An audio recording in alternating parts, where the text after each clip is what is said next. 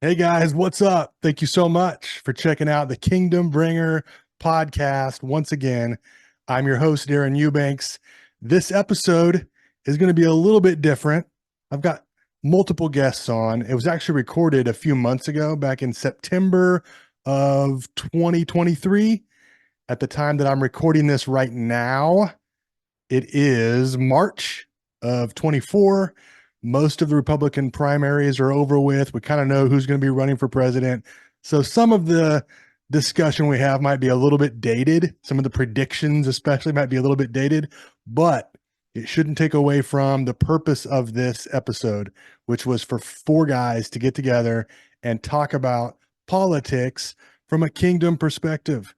I had a really strong desire to communicate some ideas and some thoughts about politics. And so I brought on three of my favorite dudes on the planet, Michael McIntyre, Michael Mauldin, and Josh Littlejohn. And we have a good Joe Schmo discussion about politics, about the importance of the church in politics.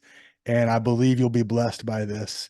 So wanted to give you that little disclaimer about the fact that this was recorded a few months ago, but you will like it. Please rate, review, subscribe, and share if you're watching this on YouTube. Hit the like button, subscribe to the channel. All of those things are much appreciated. Don't forget to check out kingdombringer.com. Also, you can get yourself some merch. All the blogs and podcasts are on there as well. So anything to build you up and encourage you, that's the goal here. Thank you so much for checking it out.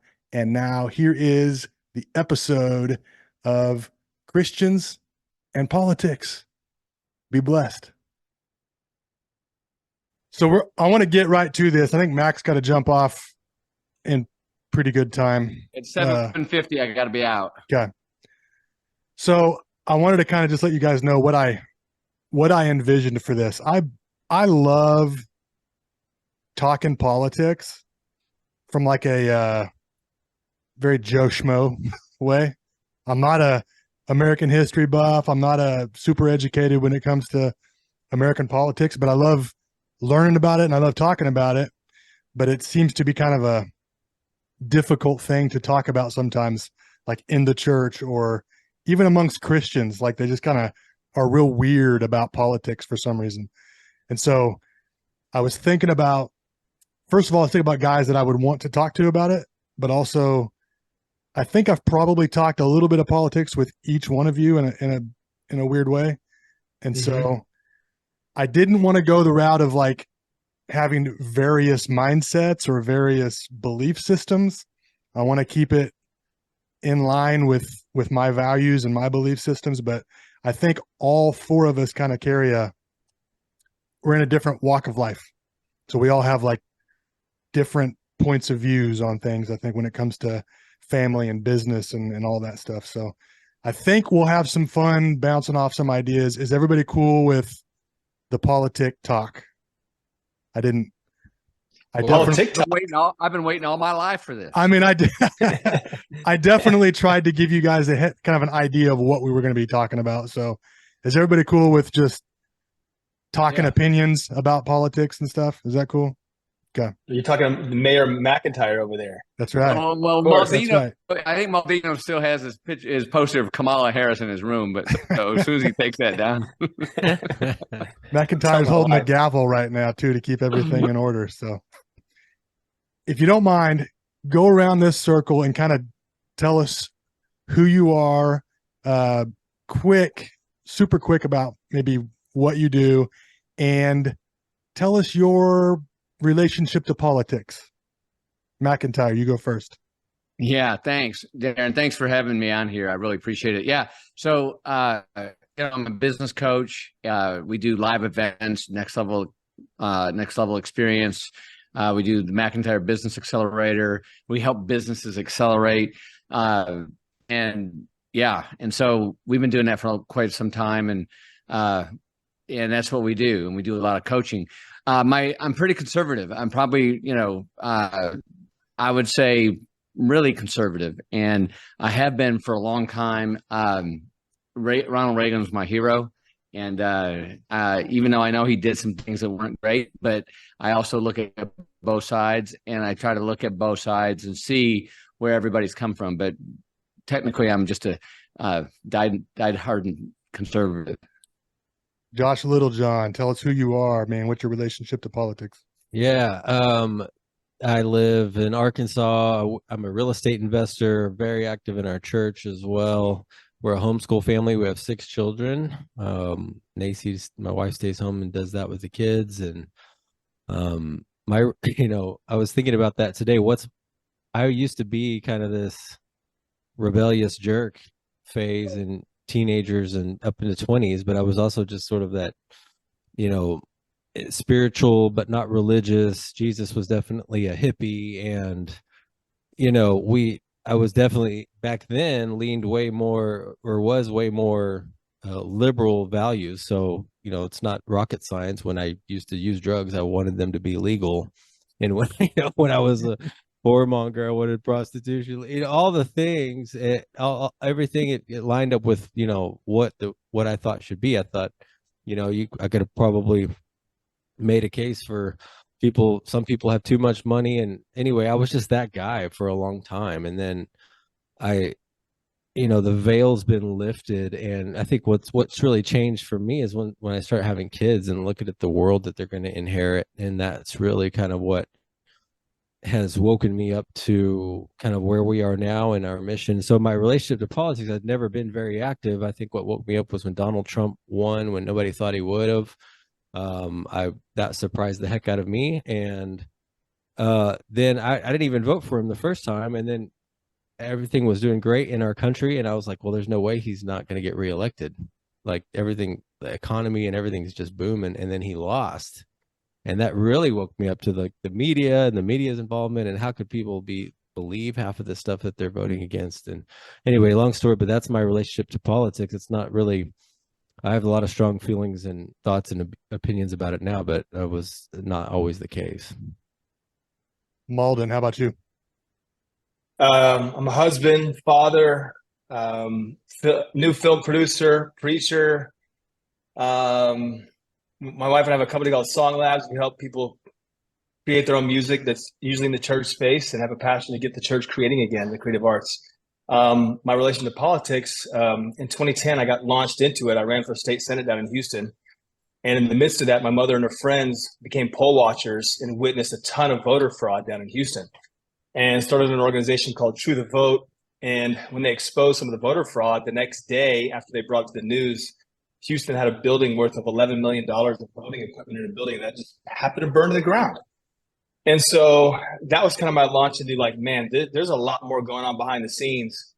And where I lean politically is I lean right, but I try to find the middle ground. I feel like most people in America don't know fully where they stand on a lot of things. And I try to find, okay, hey, where's the middle ground that I can be just on this side of the right, you could be this side on the left. We can grab hands and find a place to connect, and then maybe I can pull you over to where I'm at. But anyway, that's I'm around a lot of people in the liberal space, being in the creative art space, and so I have to figure out and try to find common ground. That's good.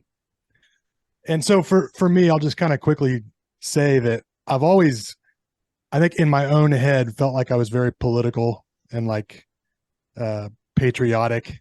I would vote every 4 years, and that made me super patriotic. I never really understood the idea of voting for local elections. Like I just didn't give a crap. And nowadays I know how important that is. But back in the day, it's like every 4 years, I'm just hooping and hollering for whoever's carrying the R in front of their name, and didn't really do a whole lot to learn about American history or why I want to vote the way that I think I want to vote.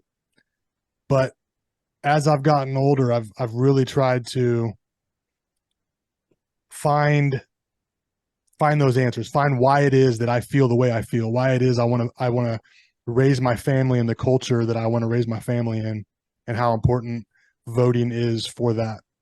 So for you guys, most of you kind of answered this question, but how invested do you get? And if you guys don't mind, I am going to kind of go around just so we keep it clean and not talk over each other. But McIntyre, how invested do you get when it comes to politics? Let's just say every 4 years. We've got election coming up in 2024. How invested do you get, like mentally, emotionally, physically, even? Yeah, when I'm that time all comes? in. Yeah, I've been all in since 1980, 1980. You know, I follow it. I majored in business and political science, and you know, I'm all in. I watch it, I study it, I read about it, and I enjoy the debates. I enjoy the Democratic debates. I enjoy the Republican debates. I enjoy the whole thing. I'm fascinated by the independents that come in. So you know, I'm all in, and I follow it. And you know, I'm not like a fanatic when it comes to like a football game. I do like the Dallas Cowboys, and they've crushed my heart for 24 years. And I know some people get so depressed when they lose, but I don't get depressed when my guy loses. I mean, I don't. I just look at it analytically, and you know, and I wouldn't say I'm an activist, but I follow it really close. I vote. I encourage my family, and I donate money. Yeah, I'm committed to it. I remember when this last go around, this last election, you were not near angry enough for me when it was all over with. I remember I was very upset, and you were kind of a voice of reason for me to chill out, dude. Chill out, Yeah, dude. you know, because you know, I think I trust the American system. I trust the Constitution, even though I feel that right now that you know it's being violated. But I think it's a article that will test it'll stand the test of time. I do believe that, and I do believe God created this country. I do believe that, and I believe that it's got some good people that really want to do the right thing, on both sides of the aisle, and I really believe that as well. And you know, we just watched the movie Oppenheimer, you know, and I watched Harry Truman, and Harry Truman would probably be considered a right-wing radical today, along with JFK, but they were instrumental in their stuff. And so you know, Reagan at one time was a Democrat, right, and then he switched to Republican, and so you know, the things are always moving. The pendulum's always swinging, right? And so I love studying that. I love seeing the science of it. There is a science to it, and there's an art to it as well. So, yeah, I mean, I didn't, you know, was I disappointed that Trump lost? Yes, but I think, you know, I think he had several self-inflicted injuries, as he still does. You know, I would just love for him to drop his, you know, phone in the toilet and somebody flush it. You know, but I like his policies. I don't know why, you know, he's a narcissist, you know, deluxe, you know, but so is every president of the United States. I don't think you get to be elected president without a big dose of narcissism. Josh or Mauldin, either one of you have thoughts on that? Anything he said? Oh, well, I want to kind of piggyback a little bit. McIntyre, you were a voice of reason to me. We were eating steak at a restaurant right after Trump lost. And I was kind of freaking out about it. More so, I was like, just can't believe everything's going so well in the country, and he lost. And you came at it with a view of like, hey, this has all happened before. Like, I've seen this in the 70s, and I've seen this in the 80s. It's going to swing the other way. Yes, this is disappointing, but it kind of, so I've never forgotten that, and that clicked for me. So having that kind of voice of experience and reason that is like, hey, this is not surprising, kind of. You didn't seem surprised, even though disappointed, but you've called it. I think the pendulum is already swung the other way. So I don't know. I was thinking about how important that is to have somebody that's seen this before in your life. Can it kind of keep us grounded, keeps me grounded, and puts it in its proper place. Yeah, that's good. I actually wasn't surprised. I thought Biden was going to win. And the Wow. reason I thought he was going to win, I was kind of like the lone voice in the wilderness over here in the Christian world. But the power of media, first of all, every media outlet on the planet was against him, onslaught, and they created so much hatred of this man that the people that I would talk to, you mention his name, and they couldn't hear a policy. You couldn't say one thing that he did good. They couldn't hear it. They were blind and deaf to it. So I was like, that's so powerful. So I saw that, and then I knew I knew the voting deal. And it's not in every state, every way, but I knew that they could pull enough of a percentage off, at least 3 to 5% in some places, that I was just like, I don't think he's going to win. And then like you said, McIntyre shoots himself in the foot so much. It's like, man, if you could just, throw the phone out and just let's show the policies for a while, 100%. Yeah, it's good. Yeah, and I didn't call it. I didn't. I had hope against hope, and I just thought, COVID took him out. It did, and Dr. Fauci took him out, and I think the deep state took him out. I think Trump's biggest mistake was he didn't fire everybody when he came into office in 2016. He, of course, he was a novice. He totally was a novice, and and look at he's had 91 charges, felony charges against him now. 4 indictments here within the last 4 or 5 months. I mean, it's unprecedented what's going on here. And you're right. And I agree, Mauldin, and the media, and they still do. They're still betting on that today, that the media is going to pull Biden. It's a weekend at Bernie's, right? And they're trying to pull him across the deal. And so, I mean, right? I mean, that's the way I look at it. Yeah. So I had another question, but I kind of want to stay on the Trump thing only because he is going to run again. How, with all the stuff we've said, stuff that happened in 2020, how do you guys navigate all of the sources of information, like all the ways that I would like to think that the voters are enlightened, that the voters are knowledgeable. But if you can't expect, I don't expect an election to be good or fair when the majority of the voter base is getting their information from the mainstream media. It's the same media. I was in Chicago when that Jussie Smollett thing went down. I remember being in my hotel room and just seeing the media just going crazy about this thing that I just knew. You knew it was bogus. And that thing lasted way too long. That stupid story lasted way too long. But they wanted us to believe that he was a victim of a hate crime. They wanted us to believe that Kyle Rittenhouse was a murdering white supremacist. They want us to believe that January 6th is the most horrific day in American history, that Donald Trump is worse than a 9/11 terrorist. The majority of the voter base is getting their information from that. So how confident, Josh Littlejohn, are you in like an election? Oh man, as confident as I guess we can be. It's our system. Or do we need to be confident, I guess? Yeah, I think we do. I think we need to. I think that those are the rules of the game, like it or not. I think one thing that I think the Democrats and the Liberal Party do a lot better than the conservatives is mobilize and vote getting. I think they're experts at they play the game, how to harvest, where to go, and run the system. I see conservatives as being a little bit less adept at that, in my opinion. But as to where I go for media, I have probably 10 people or so, 10 accounts on Twitter that I follow and I check, usually in the morning and usually in the evening. And, I basically trust I kind of get an overview of what the major stories that are happening. I watch the clips of the White House press briefing every day and follow guys that independent journalists and then conservative voices. But anything besides that, I just don't believe anymore. And that's maybe just so jaded but I just don't. Those accounts have proven to have been true. And I think a lot has gotten exposed over who was right about a lot of things, especially during COVID. It's so hard to know what's reality unless you're close into a candidate or a campaign. I mean, when my mother and her friends were poll watchers, one of her friends, they decided to become poll watchers in predominantly Democratic areas where they hadn't had Republican poll watchers in a long time. And there was this little old lady, I'm talking grandma, standing there as a poll watcher. Their job is to make sure everything's legit.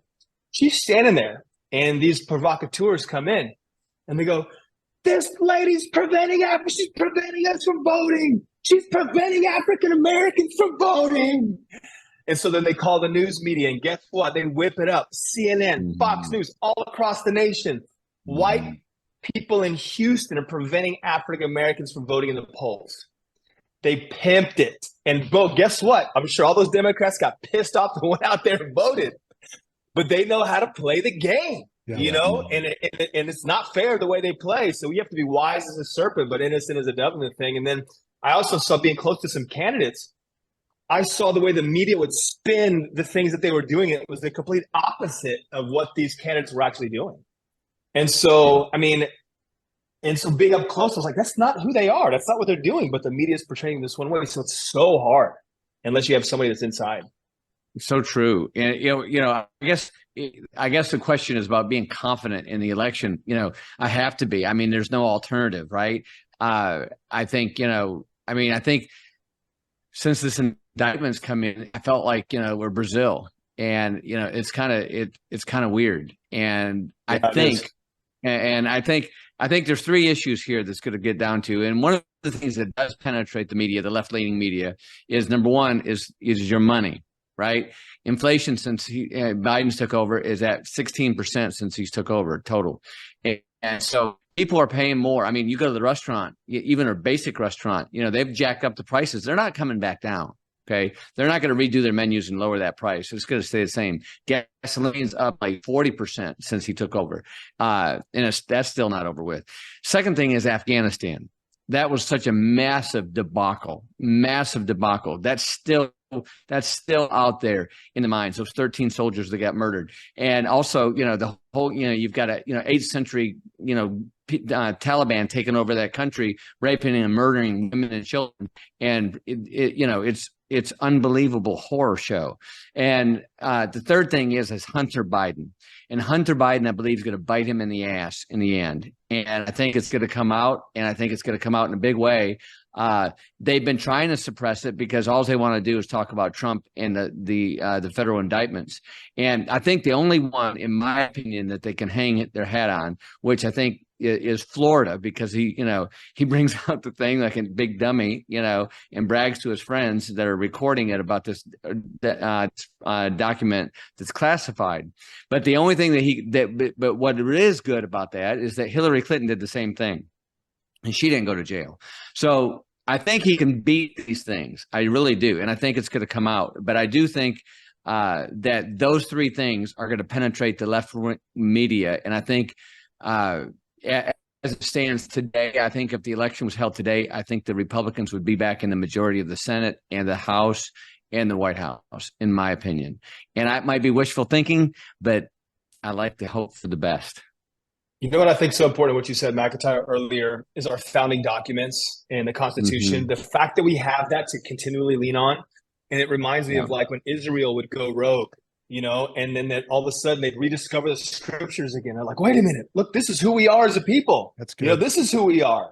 And so we have that to lean on. And so that gives us an ability to trust. And then we fought communism so much throughout the world in our history.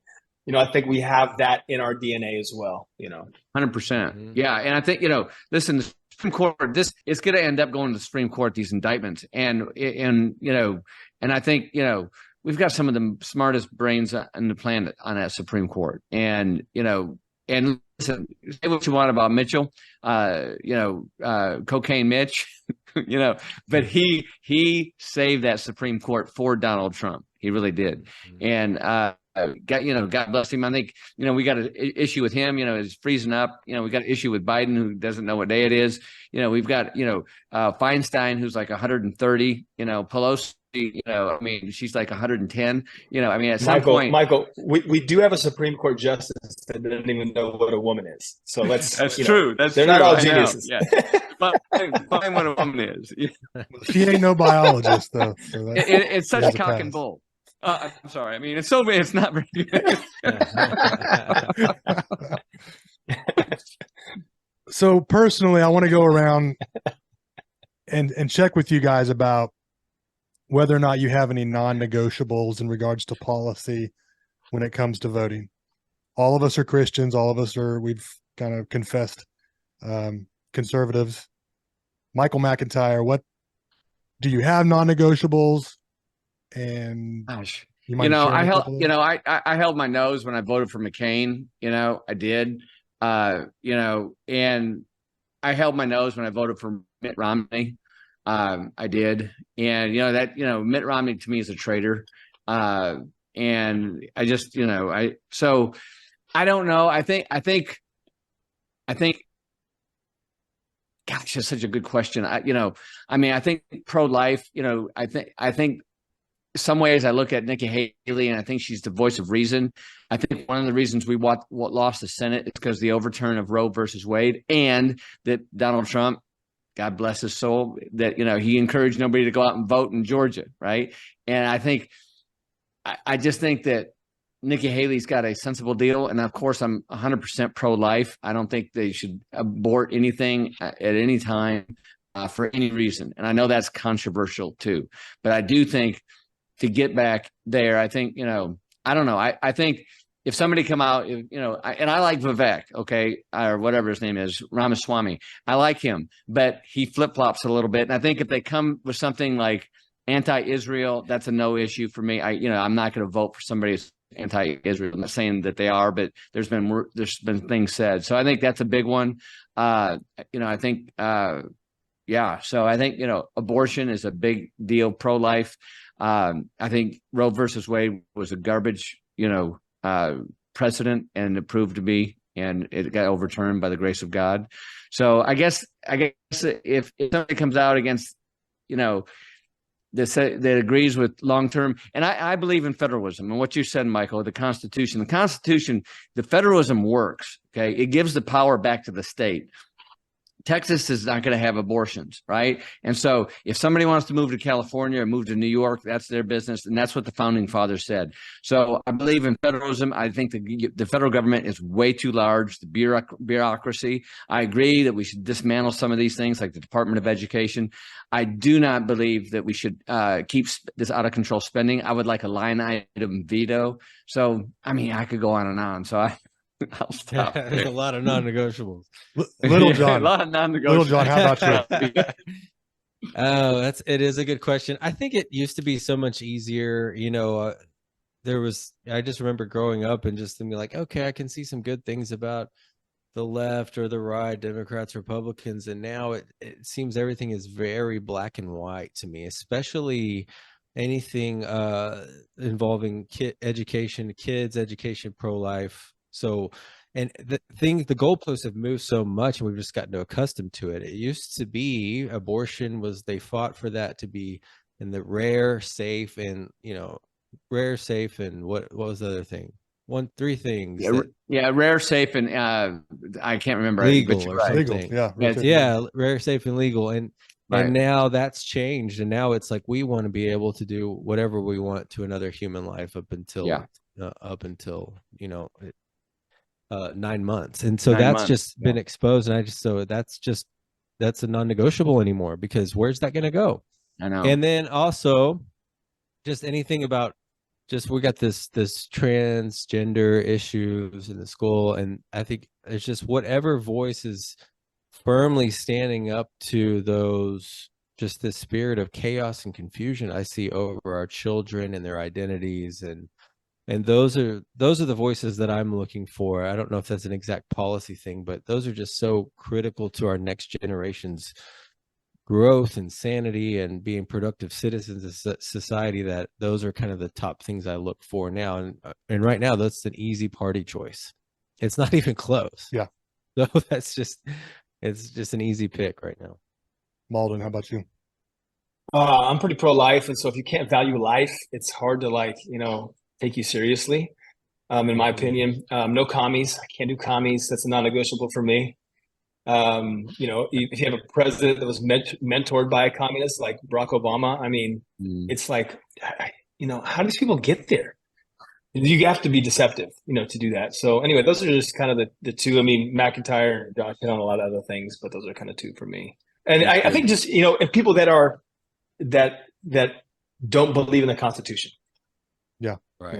Non-negotiable. Yeah, or it's a living, breathing thing, which it's it's constantly malleable, which it's not. And I love constitutionalists that are on the Supreme Court. I think that's I think that's a good thing. It is.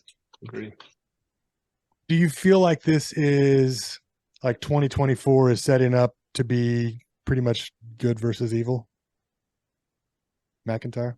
Yeah, I mean, 100%.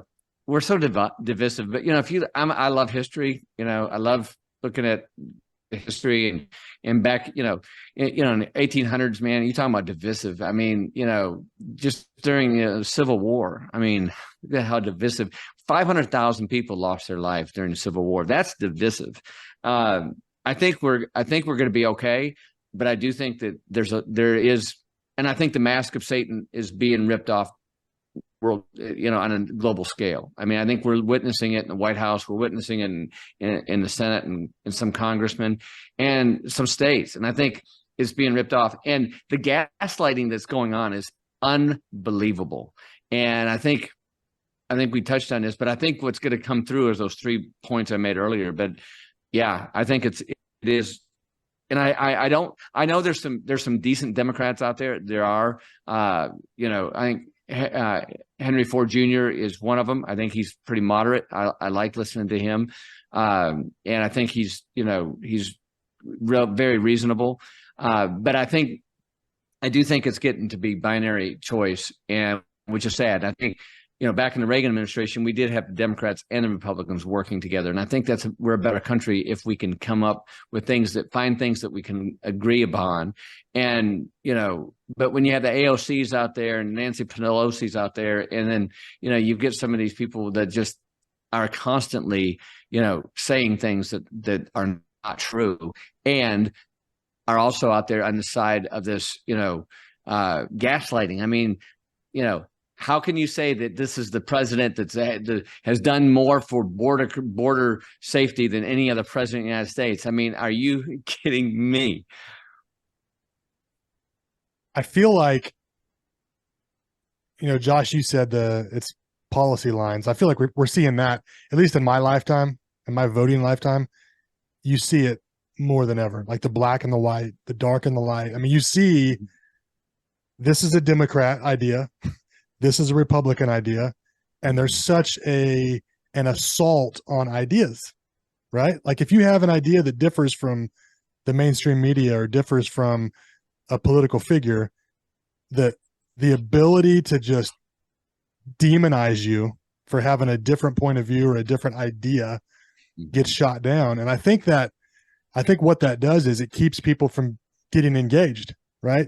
It keeps people from sharing their thoughts about politics. It keeps people from voting sometimes. It keeps people from having opinions on what's best for their family and what's best for the nation, because there's a fear of going against the flow so much, or going against the grain.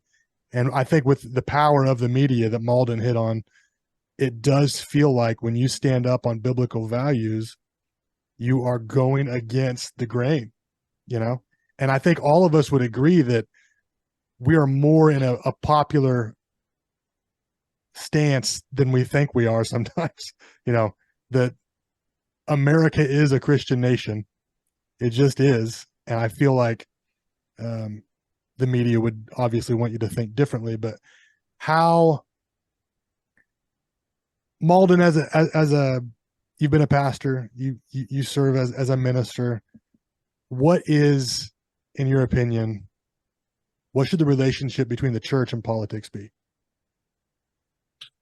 To me, it's really clear. I mean, I think there's a lot of people that are afraid of mixing Christianity and politics. And I was like, well, let's just do the opposite. Let's remove all Christians from political office and see what happens. Let's have the most wicked people ruling over our lives. Let's see how that works in America. But here's the thing. Our country's set up differently than a lot of other countries. So in our country, the political people are supposed to be the servants of the people. Right. Christians are supposed to be the servants of the people. So in true form, a Christian as a public servant is in his rightful position that can come in and serve the people, I think. So, I think we're supposed to be involved in it. Now, the challenge is getting into the political spirit, because as believers also, we're supposed to be humble and have compassion and seek understanding for other people to help draw them towards the truth and the light, And I think the political spirit is what is so divisive. And I'll just give one example. When I was running for political office, I was talking about the life issue to this African American lady, and she was just like, "Are you pro-life?" And I was like, I am, but I go, "Let me tell you why." And I said, my mother went to an abortion clinic to have me aborted, and so there was a voice that advocated for my life when I was in the womb. And I go, I actually had a girlfriend in high school that had an abortion too, so I understand all the sides and the issues of this. But I just believe life is so valuable, And she looked at me and she goes, "If there was more people like you, I might change my position." And it just stuck with me. I was like, dang, Yeah. But it was how I approached it. And so that I wasn't like, this is life, this is it, bam. I approached it from a real human perspective. And I think if we can learn that dynamic as believers in the political space, we can win souls and win people over to our position. And so it's the avoidance of the political divisive spirit is to me is the key thing for us that we have to learn. And I got to learn it because I can get in that political thing quick. Well, and we talked about hope, having hope for the election or having hope for the future. That is kind of the choice we have, right? To either be people of hope or hopeless people, like when it comes to this kind of thing. And if we're going to be people of hope, wouldn't it be like the enemy to try to make the church ineffective by working to make them apathetic toward politics and policies that affect people, right? Like we, as the church, I mean, it's kind of a common thing, right? Politics matter because policies matter, because people matter. And I think I've just never been, most of my Christian walk, the churches that I was a part of just avoided politics. And so there was that separation where I had to learn about politics from the world in a way, and I feel like I'm a believer in the church, and I believe that a good church is worth building your life around. Like I truly believe that, raising your kids in and building your life around a good church. And I just feel like it's extremely important for the church to not be afraid to discuss policies that affect the people. I mean, to me, a pastor who's meant to shepherd a flock, it's actually his responsibility, I think, to teach, about policies and help the people understand policies that are going to affect them. Josh, what do you think about that? Well, the older I get, one thing I've kind of learned is about the church and politics and about just our involvement in the world is that how we view the end times is going to inform how we act on a day-to-day basis. So if you are a church or the stream of Christians that believe that we're all just going to hell in a handbag basket and Jesus is coming back next Thursday, so what does it matter anyway? Why should we be involved in politics? In fact, we should be rooting for our destruction, right? to hasten the Lord's return. And there's, you guys all know that there's millions of Christians in churches that, hey brother, my kingdom is not of this world, and we're just passing through, and don't let the door hit you on the way out, because we're out of here next week. And if that's what you think, then why should you? But if you think that Christ is going to be a victorious, not in spite of a dying church, but through a victorious church, then you are going to be involved and care about the world for yourself, but also for your kids and your kids' kids and your kids' kids' kids. It's the original mandate. We are going to go forth, be fruitful and multiply, take dominion.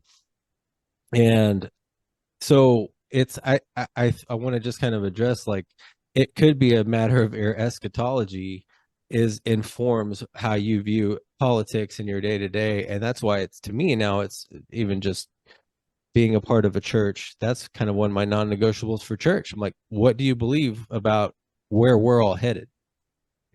And that's going to inform your preaching.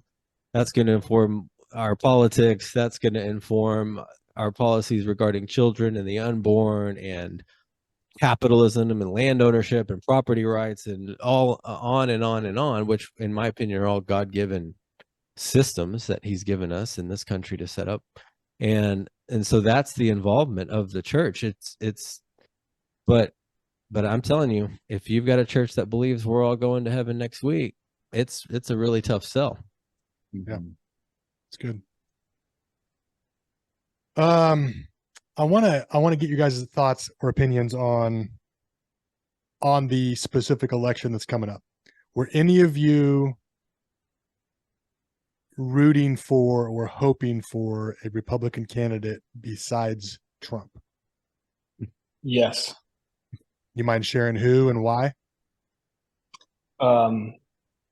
First, I'm worn out with Trump, and I hate the way he handled the pandemic. What he did with Fauci, bringing all that stuff in, the vax, all that, just all pisses me off.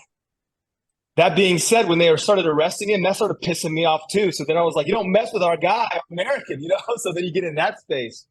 But if I was going to pick a guy right now, the guy that I would pick is Ron DeSantis, though he's not the most charismatic. He's not leading the polls. I just loved the way he led during the pandemic. I loved the guy that he brought in to an outsider in the medical space and ran against the system and let people be free. He let people be free and live. And so that really impressed me. He seems to have weathered a storm much better than most. And so that's the guy I would go for at this point. Ramaswamy, however you say his name, is interesting. I'm just concerned, is he a bit of a puppet? That remains to be seen. But I like the things that he's saying. I like the way he's talking about the transgender issues and the identity stuff. He's powerful with some of those ideas. So anyway, those are my 2 cents. McIntyre, how about you?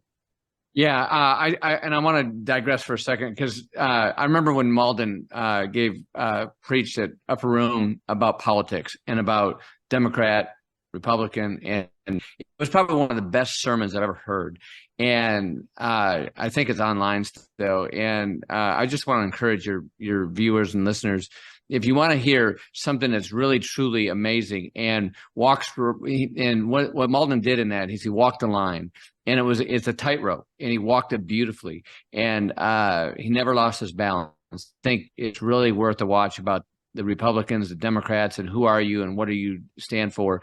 And I just thought it was really good. So I wanted to throw that in there too. And by the way, Thanks. The separation of church and state, it doesn't mean that we can't talk politics in church. It's because the Church of England ruled, okay? And the founding fathers did not want that rule. In fact, at one point in the United States of America, Congress printed Bibles and gave them to everybody.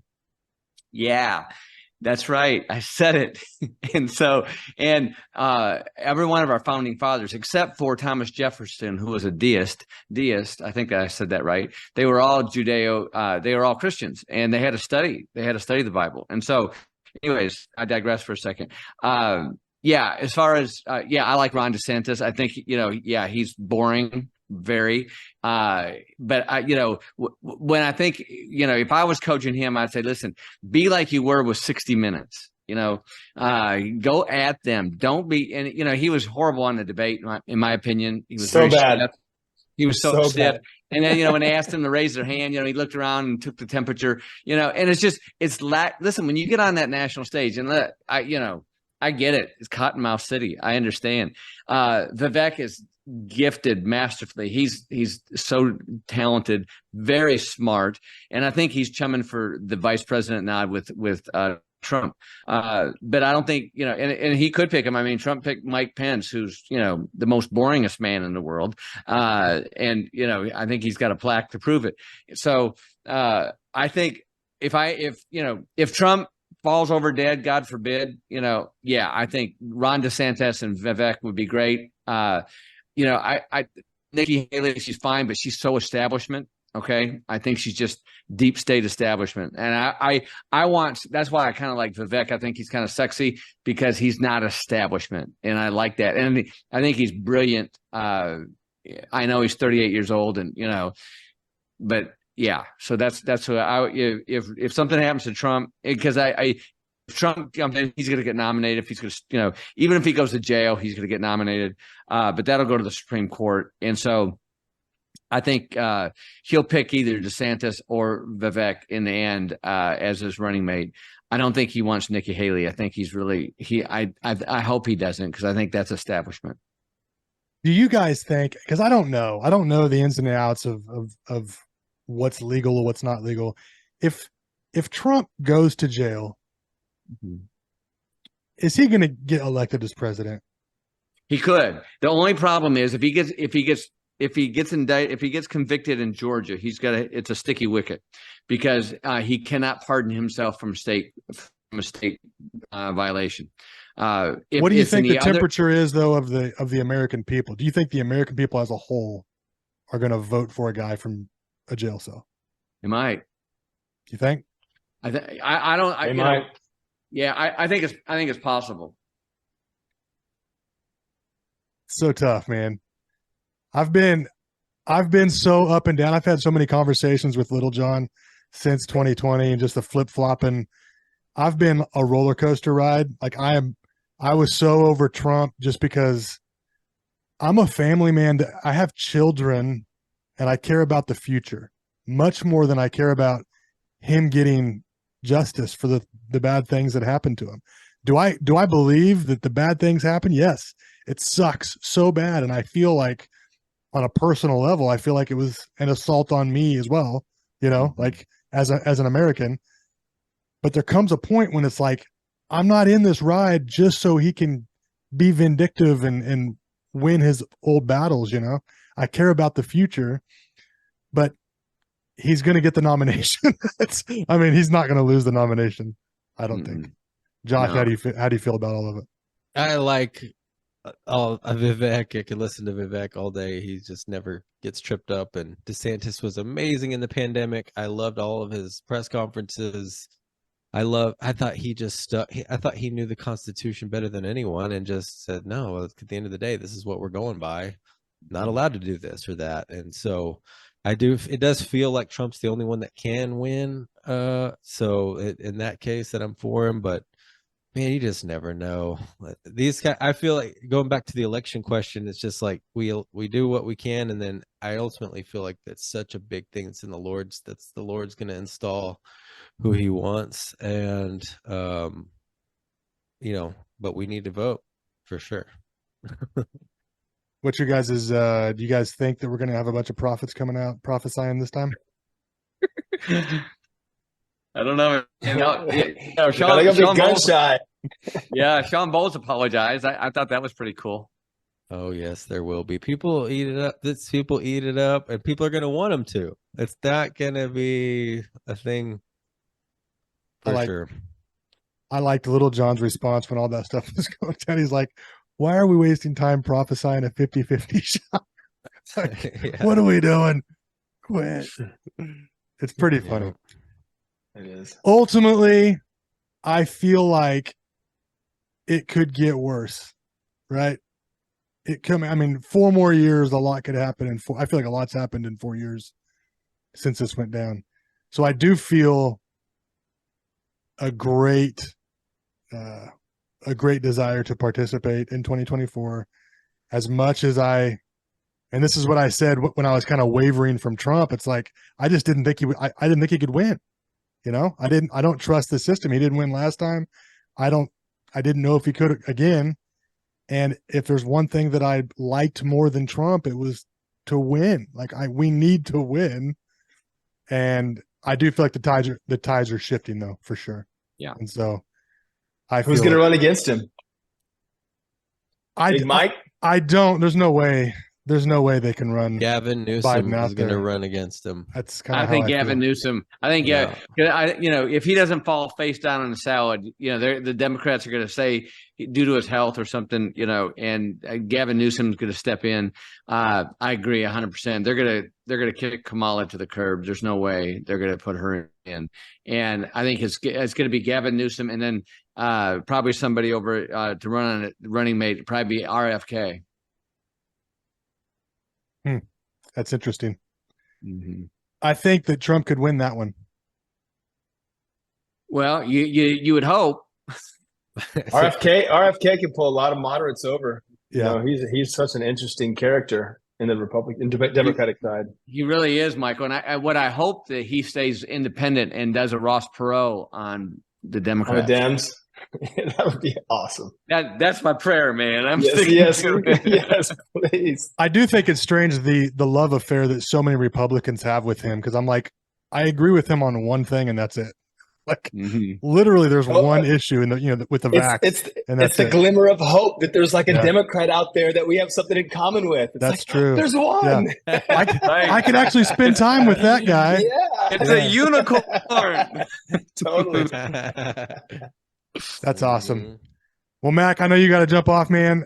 I appreciate all you guys. It was kind of fun. I don't know if we got through everything, but that's okay. Thank you, Darren. Ultimately, I wanted this to be something where the average person can just listen to average guys talking about their thoughts on politics. You know, there's plenty of places we can go, and I feel like I try to do it a lot. I love Ben Shapiro, but man, a lot of that stuff's just over my head. You know, I can't have a conversation with the Ben Shapiro or somebody who's so invested in this thing. But I'm glad you slummed it with us tonight, bro. I am going to vote, and that's, you know, I'm going to have friends that do too. So appreciate you guys. I'm gonna make a plug for one thing. You asked where I get news. One of the places I go, there's a place called Off the Press, and Drudge Report used to be conservative, and it went. And so some of the guys from Drudge Report started their own thing. It's called Off the Press. So it's like it's a throwback to the original Drudge. So it's conservative and has some good points. So anyway, thanks for the shout out, bro. All right, Mauldin, God bless you guys. See you, Mac. Appreciate you. All right.